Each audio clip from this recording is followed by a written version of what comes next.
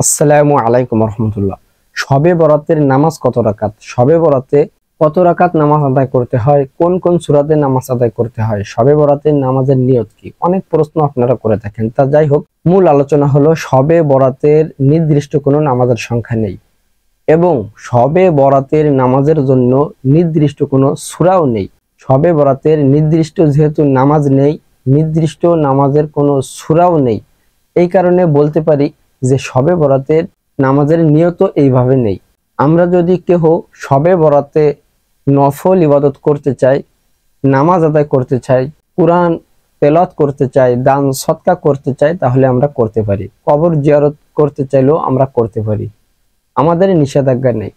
তবে এই রাত্রে নির্দিষ্ট করে কোনো নামাজ আদায় করা যাবে না। কোনো ব্যক্তি যদি নামাজ আদায় করতে চান তাহলে তাদেরকে আমি বলবো যে আপনারা আপনাদের জীবনের কাজা নামাজগুলি আদায় করবেন। সেই ক্ষেত্রে নিয়ত করবেন যে আমি আমার জীবনের সর্বপ্রথম ফজরের 2 রাকাত কাজা নামাজ কেবলামুখী হইয়া আদায় করতেছি, আল্লাহু আকবার।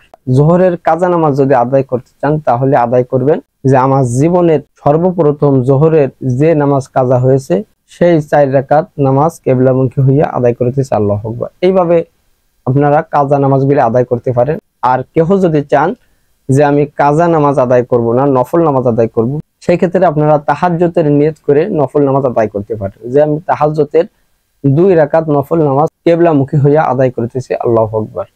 যদি মনে করেন যে আমি তাহাজ্জুদ নামাজ আদায় করব না, সেই ক্ষেত্রে আপনারা শুধুমাত্র নফলের নিয়তে নামাজ আদায় করতে পারেন যে আমি 2 রাকাত নফল নামাজ কিবলামুখী হইয়া আদায় করতেছি, আল্লাহু আকবার। আল্লাহ তাআলা আমাদের সকলকে নেক আমল করার তৌফিক দান করেন।